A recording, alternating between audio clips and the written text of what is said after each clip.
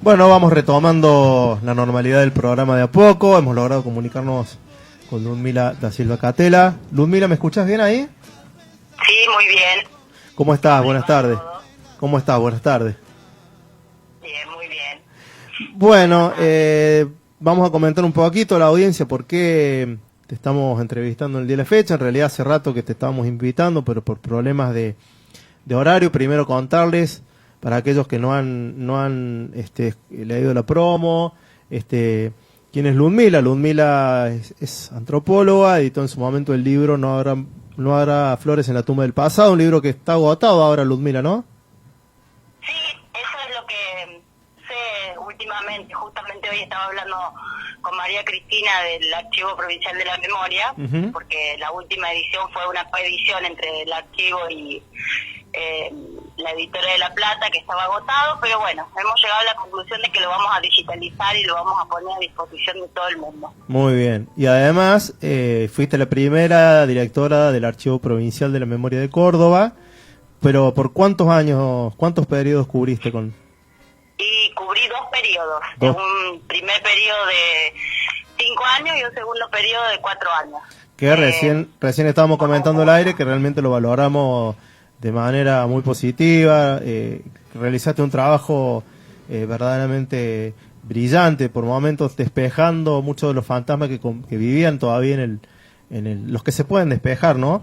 De los que Sí, estaban dando vueltas por el pasaje. Se tornó un lugar transitable, un lugar donde todos los jueves estaban las fotos de los desaparecidos, un lugar lleno de acción, digamos. sí, bueno, para mí la verdad que fue una experiencia muy positiva, pero nada se hace sola. Eso fue un trabajo colectivo increíble. El grupo de trabajo, la verdad que sigue siendo un grupo muy impresionante, en el sentido que llevar adelante una institución no es fácil, y mucho menos cuando uno está tratando con temas tan dolorosos, traumáticos, pero a su vez también tan importantes en una sociedad como la Argentina y específicamente como Córdoba, ¿no? Así que para mí fue un gran aprendizaje, y creo que yo fui muy beneficiada como antropóloga también en esa experiencia de gestión y de trabajo en el Archivo Provincial de la Memoria, que para mí sigue siendo parte de mi vida. O sea, yo hablo del archivo como si todavía estuviera trabajando allí. ¿Y dónde estás trabajando ahora?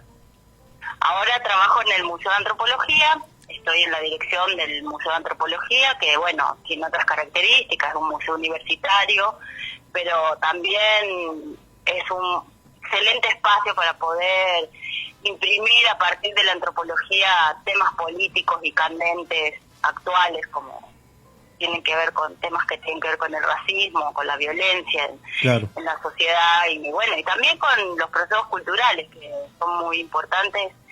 Y estar adelante en la gestión de un museo, de un archivo, es un gran privilegio, en el sentido que uno tiene una herramienta muy poderosa para poder contar experiencias, y también para imprimir miradas políticas sobre el presente y sobre lo que nosotros queremos como sociedad, ¿no? Está claro. Bueno, la idea de convocarte hoy era básicamente, la empezamos a tener en marzo, cuando se dio esto que, digamos, se titula muchas veces como polémica, pero que de polémica no tiene nada, tiene una política de Estado por atrás, que es el negacionismo, que es la reivindicación del terrorismo de Estado, el intento de impunidad, que fue la discusión, lo que se conoce como la discusión del número 30.000, ¿no? Y, Sí. y vos, bueno, un poco en tu libro, en tu trabajo, que en realidad, para aclararlo un poco más, no es un libro, es un trabajo, es tu trabajo de antropóloga, es ¿cómo se le dice a eso? Es tu Bueno, tesis. en realidad fue mi tesis de doctorado. Claro, tu tesis Así de que doctorado. tuvo una investigación de muy largo plazo por atrás, digamos, ¿no? Claro. Bueno, con toda la rigurosidad que implica una tesis, que es, bueno, validada por otros pares que la leen, la evalúan y bueno, te aprueban o no. bueno, En este caso fue aprobada.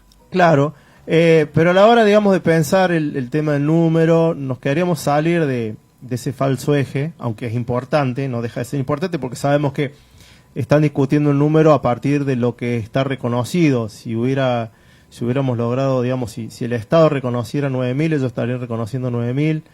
Si la documentación que se llega a publicar dijera 10.000, estarían diciendo 10.000, no dicen 30.000 porque ellos son los que todavía tienen la información sobre cuántos son, sobre dónde están los niños, sobre cuáles fueron todos los edificios donde se implementó el terrorismo de Estado en los centros clandestinos de detención.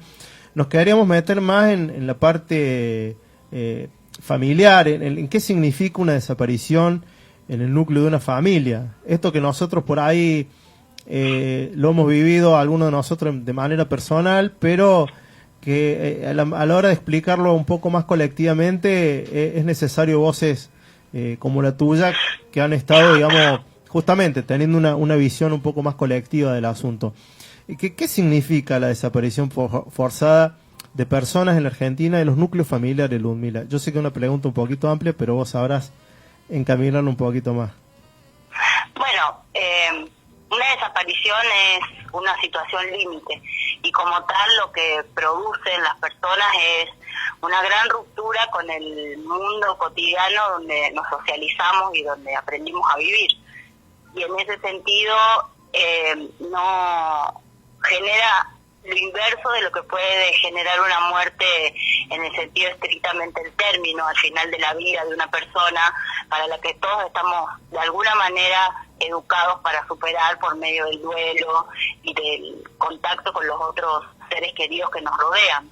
La desaparición es un hueco, un episodio a lo que, bueno, no estamos preparados, no están preparados los familiares, y como tal genera una espera continua en el tiempo, pero además de eso genera también una ruptura en el mundo social en el cual la persona transita su vida cotidiana, porque a diferencia de una guerra donde la vida cotidiana se rompe y todo se transforma para la familia, para el sistema escolar, para el sistema jurídico, la desaparición tiene esa perversidad, podríamos decir así, que es que la vida continúa para el resto del mundo como si nada sucediese, ¿no?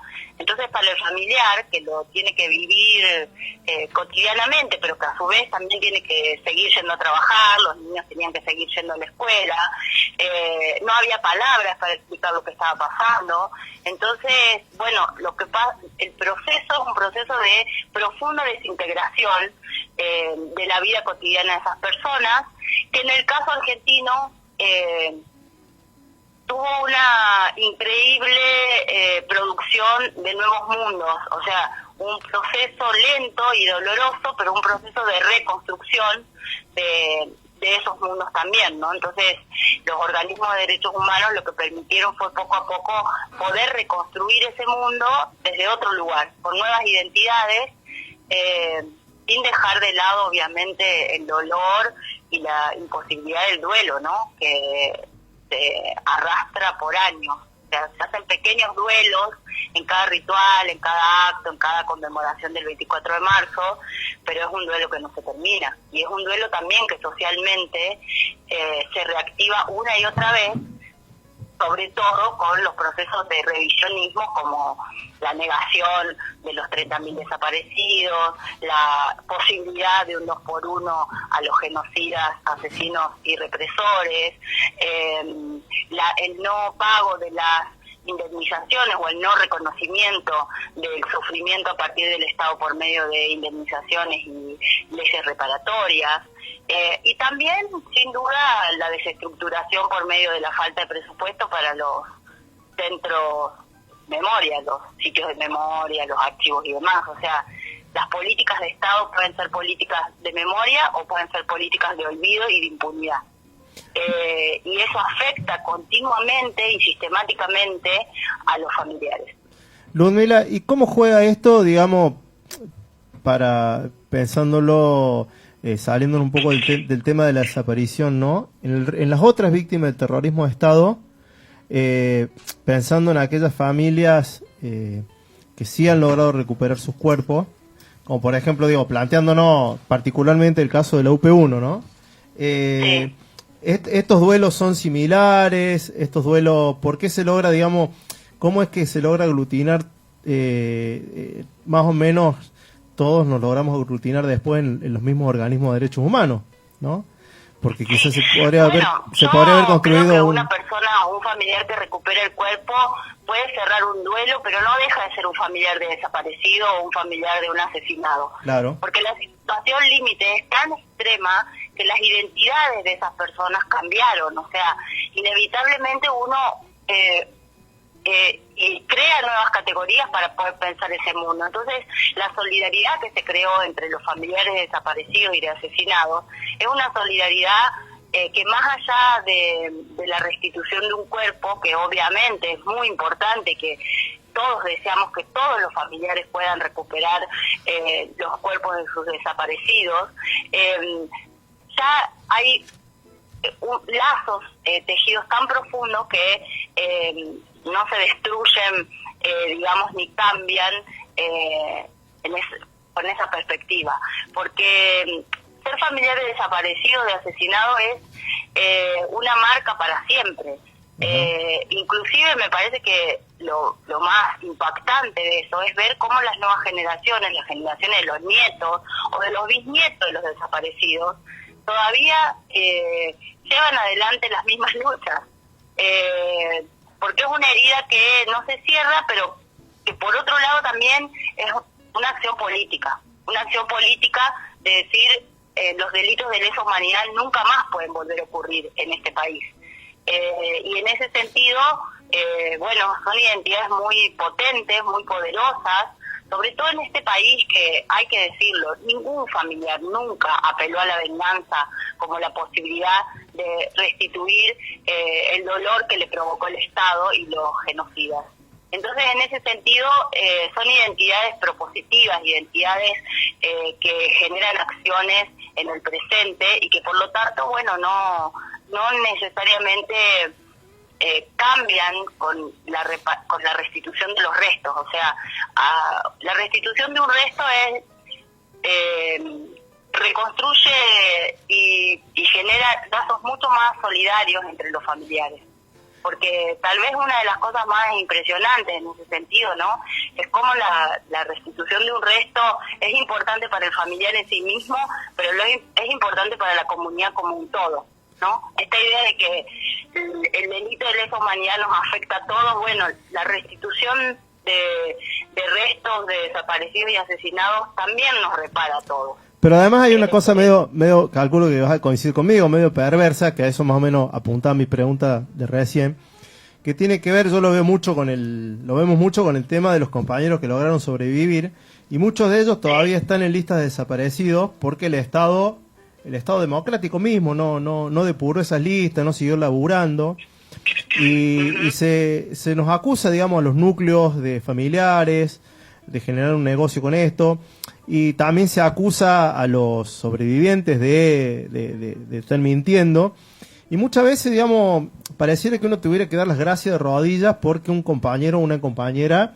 estuvo secuestrado, aunque sea unas horas, o estuvo secuestrado un par de horas, o estuvo secuestrado una semana, y logró sobrevivir, y con eso también se discute el número 30.000, y la verdad que es parte de la perversidad del sistema que nos propone este tipo de juegos dialécticos de decir, no, bueno, pero este tipo no está desaparecido, pero estuvo desaparecido.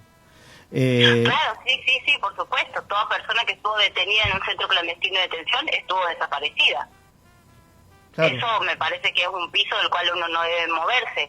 En relación a la idea de que se lucra con los derechos humanos, me parece una retórica que no está basada en nada, que es una retórica que pretende banalizar la lucha de los organismos de derechos humanos, y que también se usa políticamente para denostar al otro en el campo y en la arena de lo político partidario.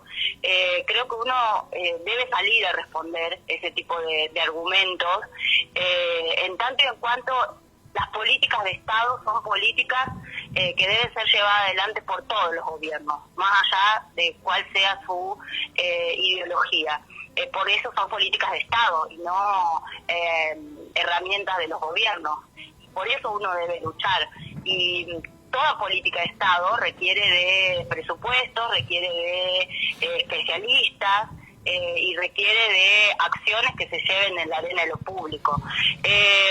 Yo creo que sí, que hay muchos mecanismos muy perversos, pero que también hay una gran base social que tiene una gran conciencia en este país de que el terrorismo de Estado no puede volver a instaurarse, y que aquellos que cometieron delitos, los represores y los genocidas, tienen que estar en la cárcel.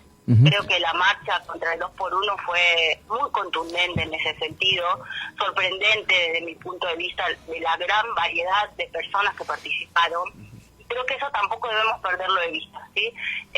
Creo que quienes salen a defender el revisionismo son unos pocos que tienen mucho poder en los medios, eso sí hay que decirlo, y que nosotros no debemos dejar de responder. Debemos poder dar argumentos y respuestas contundentes. Las listas las tiene que hacer el Estado, está obligado a hacerlas. Estas listas sobre la desaparición de personas tienen que ser lo más acotadas en el sentido explícito de la palabra, en el sentido de con rigurosidad, y es la responsabilidad del Estado y de los represores que no hablan además, ¿no? Porque de hecho quienes realmente saben quiénes están desaparecidos son los represores, que se han mantenido en un silencio, en un pacto de silencio verdaderamente vergonzoso. Y después, bueno, siempre va a haber periodistas de derecha que van a apelar al revisionismo, y creo que es nuestro compromiso de intelectuales, de historiadores, antropólogos, los organismos, los periodistas, también de poder salir a responder a esas acciones revisionistas. Ludmila, sin miedo y sin culpa. Ludmila, Juan Disenchau te saluda. Te quiero hacer una pregunta. Vos dijiste que hay muchos mecanismos muy perversos que salen como hacer este revisionismo, estas formas de negacionismo. Yo te quiero preguntar por qué las principales formas perversas de este gobierno, sobre todo, tienen que ver con el número, apuntan al número. Y porque es lo que les es más fácil y más elemental de argumentar, digamos. Bueno, todos sabemos que 30.000 fue una consigna, pero que se construyó en torno a la idea de que por cada denuncia que había, 2 no se habían realizado. Y que seguramente hay muchas personas todavía que no generaron la denuncia sobre sus familiares desaparecidos, por muchas razones, desde el miedo a la clase social de pertenencia, a la distancia de los centros donde eso se puede realizar, y también muchos familiares no lo hicieron por vergüenza, ¿sí? Hay que decirlo también. Entre el miedo y la vergüenza, bueno, hay una escala de grises bastante particular. Entonces, el número es lo que causa efecto más rápido. Bueno, no son 30.000. Y con eso, entonces, atrás de eso se teje un manto de sospecha. Claro. Pero por el otro lado es el propio Estado el que tiene que dar el número y que tiene que llevar las investigaciones adelante, y tampoco lo hace. Pero bueno, me parece que es una cuestión de eficacia simbólica, es cuando se generan unas ciertas categorías. Sobre todo me parece que este gobierno tiene como un sistema de enunciación de palabras muy particulares, ¿sí? Hablan de plan sistemático para enunciar temas que tienen que ver con la política del gobierno anterior, hablan de reparación histórica para hablar de la jubilación a los jubilados. O sea, ellos reutilizan un montón de categorías que fueron creadas para pensar la tragedia del terrorismo de Estado, y las revierten para repensar otras cosas. Y ahí es donde uno debería poner el foco y pensar qué quieren construir y qué quieren enunciar con todas esas nociones hoy desde el gobierno actual nacional, ¿no? ¿Vos qué crees que quieren construir? Yo creo que quieren construir otro relato, donde hasta en el extremo negar el terrorismo de Estado. La memoria, los procesos de memoria son procesos de lucha, y cuando se denuncia, por ejemplo, la memoria completa, lo que se está queriendo imponer es un relato donde se niegue la violencia que generó el Estado. Uh-huh. No Ludmila, tengo duda de eso. La última pregunta de mi parte. Vos recién mencionaste la cuestión de la marcha por el 2x1, que fue impresionantemente multitudinaria. Para mí también fue una sorpresa. Yo creo que hay un montón de gente que no marcha en ninguna de otras cosas, y en esa marcha sí, a ese lugar sí sintió que tenía que estar, sentía que tenía que bancar ahí. Yo te quiero preguntar por qué vos pensás que fue así de multitudinaria y tan variada como vos dijiste. Bueno, porque creo que justamente la noción de crimen de lesa humanidad y el piso de no al terrorismo de Estado estaba muy instalado en la sociedad. Después se pueden discutir otras cuestiones, pero a mí lo que más me llamó la atención de lo del 2x1 fue ver programas totalmente de derecha, donde realmente a veces hasta le han dado voz a quienes planteaban las cuestiones del revisionismo, como el número de los 30.000 desaparecidos, pero sin embargo había un consenso total de que ningún represor puede estar en la calle. Y eso habla, creo yo, de un gran crecimiento en términos de la tolerancia, o sea, cuál es nuestro límite de tolerancia en relación a ese revisionismo. Me parece que a veces es mucho más discutivo, pero que cuando se puso en cuestión que podía haber represores caminando por las mismas calles que todos nosotros, o volviendo a vivir en edificios donde hay vecinos, bueno, ahí me parece que hubo una reacción muy potente de decir, no, ese es nuestro límite. O sea, podemos hasta discutir ciertas cuestiones, pero no podemos aceptar que ellos vuelvan a conformar parte de este contrato social que todos tenemos, que es nunca más al terrorismo de Estado, nunca más a las desapariciones, a las apropiaciones de niños, a la tortura, a la detención ilegal, a los centros clandestinos de detención. Me parece que fue muy importante en términos sociales. Ludmila, una última pregunta, por ahora, capaz que se me ocurre otra, pero por ahí leyendo Nora Flores en la tumba del pasado, me encontré por ahí, no lo terminé, obviamente, porque lo empecé a leer hace un par de días, pero me encontré con una... Muy bien, estoy muy contenta que hayas leído un libro. Ah, era hora, vas a decir vos. Claro. No, me encontré con un par de observaciones de medio de refilón, no de lleno, tal vez, capaz que más adelante en el libro te metiste un poco con eso, pero o tal vez no, capaz que pudiste observarlo cuando hiciste el trabajo de campo.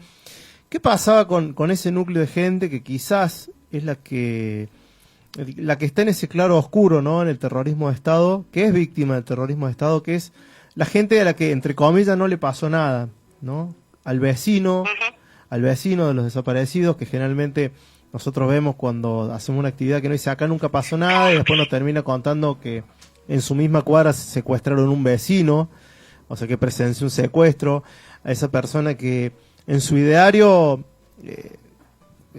fomentado por el terror del terrorismo de Estado, hay que decirlo, pensó durante muchos años que a él no le había pasado nada, que en el país no pasaba nada, que estaba todo tranquilo, que él cobraba, y que muchas veces nosotros nos hemos enojado mucho con estos compatriotas nuestros que pensaban de esta manera. ¿Qué pasaba? ¿Cuáles son de qué manera se constituye este pensamiento? ¿Cómo es que el terrorismo de Estado logra construir esta suerte de aislamiento de la realidad? De autoimponerse bueno, yo acá no, el no te metas, pero además del no te metas, una justificación que decía, bueno, acá no pasó nada, o no fue tan grave, por más que tuvieras una madre desaparecida al lado de tu casa. Sí, es muy complejo, y en ese sentido también hay que pensar los niveles y las escalas, donde por lo menos yo como antropóloga hice las investigaciones. Y no es lo mismo el trabajo en La Plata con familiares que vivían en una sociedad más o menos grande, urbana, donde el vecino muchas veces miraba para el otro lado cuando se hacían los procedimientos de detención ilegal. Y bueno, ahí uno puede pensar que el terrorismo de Estado también construyó una cultura del miedo, ¿no? O sea, de la necesidad de no te metas para sobrevivir. De todas maneras, creo yo que es difícil de tener un parámetro. A mí no me gusta hablar de culpabilidad de la sociedad civil, porque No, creo que fue muy diverso todo, así como hubo quien miró para el otro lado, hubo muchos vecinos que ayudaron y colaboraron con los familiares desaparecidos, ayudándolos con cuestiones mínimas hasta con cuestiones mucho más complejas como cuidar niños, en fin. Yo no hice un trabajo específicamente con esa parte de la población, por así decirlo, que es el vecino común, la vida cotidiana durante el terrorismo de Estado. Pero sí, en el caso jujeño, que las localidades son mucho más pequeñas, y donde sí hubo una cuestión muy profunda, que fue la necesidad de seguir viviendo con el vecino, ¿sí? Entonces esta cosa de, bueno, sí, mi vecino no se metía porque tenía miedo, pero a su vez nunca dejó de estar ahí, nunca dejó de ayudarme. Entonces la escala es muy importante para pensar eso. Pero sí, la cuestión de cómo los sistemas totalitarios construyen cultura del miedo, que hace que el no te metas es central. Y me parece que eso no es solamente con el periodo de la dictadura. Creo que lo que estamos viviendo hoy, cuando se lincha a una persona o directamente se dice a los negros que me roban hay que matarlos, entonces el vecindario se transforma en la justicia por mano propia. Bueno, hay que estar alerta, porque ahí hay algo que no está funcionando. No está funcionando el contrato social, no están funcionando las redes de solidaridad, no está funcionando el Estado en algunos casos, o los gobiernos más específicamente. Pero bueno, es un tema muy complejo que yo la verdad que no trabajé profundamente, pero que creo que es algo de lo cual tenemos que estar muy atentos todos. Bueno, Ludmila, queremos agradecerte la entrevista. Bueno, nos quedamos con las ganas de que vengas al estudio. Bueno, es que hoy he estado un poco engripada, lamentablemente. Sí. Te vamos a perdonar por esta vez. Bueno. Pero bueno, ya vamos a planificar otra entrevista. Cuando terminemos de leer el libro seguramente se nos van a ocurrir más preguntas todavía, pero seguramente te vamos a estar llamando para que nos cuentes en algún momento antes de que termine este ciclo 2017 de la lucha que nos parió, para que nos cuente cómo fue empezar a trabajar en el archivo, en ese edificio, en esa comisaría, básicamente, porque era una comisaría, ex centro clandestino, laberíntico, roto, en un cabildo que tiene una parvada de siglos encima, con todos los fantasmas de los represores, porque esto también hay que decirlo, no solamente hay fantasmas en los ex centros clandestinos, no hay solamente fantasmas desaparecidos, hay fantasmas de los desaparecidos y hay la marca que han dejado también los ejecutores materiales, que es muy fuerte. Bueno, en lo que queda del año te repones y te venís uno de los viernes a que charlemos de esto. ¿Cómo fue empezar en el Archivo Provincial de la Memoria con este trabajo de, no vamos a decir de reconstrucción, porque no estamos hablando de reconstruir sobre algo que se había demolido, sino de llenar de significado. Exactamente, de contraponer un significado a ese enorme vacío, lleno, que todavía no sabemos cómo decirle. En realidad tenemos un montón de palabras para decirle, pero bueno, Ludmila, muchas gracias por la comunicación. Muchas gracias a ustedes por la entrevista y bueno, ya estaré ahí otro día para que sigamos charlando.